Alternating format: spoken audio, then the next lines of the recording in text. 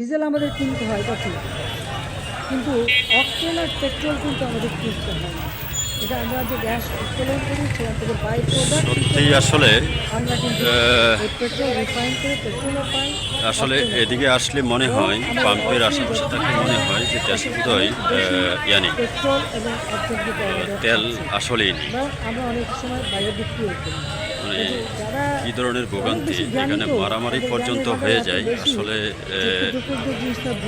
এরকম একটা সিচুয়েশন তৈরি হয়, কারণ কোথাও কোথাও 2 লাইন 3 লাইন হয়ে যায়।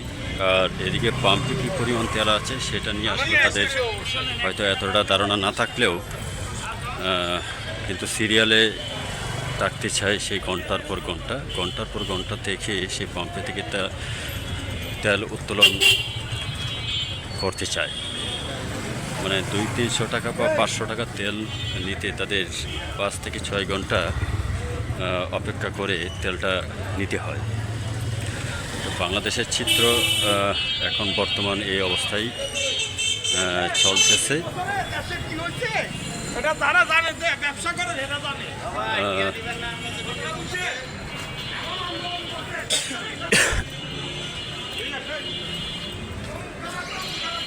এদিকে জ্বালানি প্রতিমন্ত্রী বলল যে পর্যাপ্ত পরিমাণ তেল সংগ্রহে আছে, তেলের কোনো সংকট নেই। আসলে এগুলো শুধু কি আসলে সচিবালয়ে বসে বা বসে গল্পের মতো আলোচনা করা, নাকি আসলে সত্যিকার অর্থে তেলের সংকট রয়েছে সেটা ওই পাম্পের এরকম সিরিয়াল ধরলে হয়তো তিনি বুঝতেন। এটা অনেকেই বলতেছেন আর কি। আমরা অনেক সময় বাইরে বিক্রি করি, যারা তো আমরা সেই সরজমিন থেকে সেগুলো তুলে নিয়ে আসলে দর্শকদের উদ্দেশ্যে দেখানো আসলে কী পরিমাণ বাইকার আছে বাংলাদেশে এবং কতগুলি গাড়ি আছে, সেই গাড়ির হিসাব অনুযায়ী যদি আমরা ধারণা করি বাংলাদেশে সেই পর্যাপ্ত তেল থাকার কথা। বিগত সময়ে এরকম আসলে দেখা না গেলেও মানে বর্তমান সরকারে আমরা সেটা লক্ষ্য করলাম যে একটা ব্যাপক একটা সংকট দেখা দিয়েছে তেলের। কিন্তু অকটেন আর পেট্রোল কিন্তু আমাদের আমি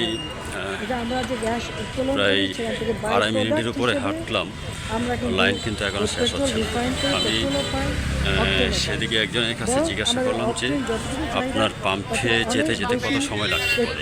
তার তথ্য মতে সে বলল যে 2 থেকে 2.5 ঘন্টা সময় এখনও লাগতে পারে।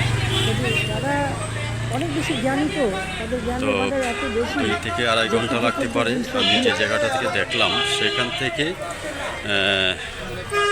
তার বড় জোর বাইক স্টার্ট করতে ধরেন 30 সেকেন্ড থেকে 40 সেকেন্ডের মতো লাগতে পারে পাম্পের দিকে যেতে।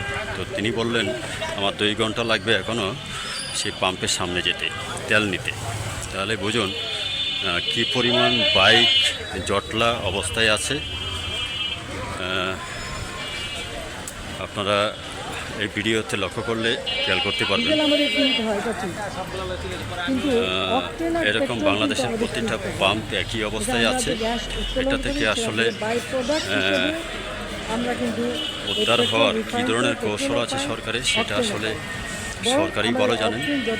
সাধারণ মানুষ হিসেবে তারা চায় একটি জিনিসই যে তেলের দাম বাড়ানো হোক প্রয়োজনে, কিন্তু তেল যেন সঠিক সময়ে আমরা পেতে পারি এবং ভোগান্তি ছাড়াই। আমরা ওইদিকে দেখলাম প্রাইভেট কারগুলো ঢুকতে পারছে না বাইকের কারণে, একদম মোড়ে প্রেস ক্লাবের সামনে।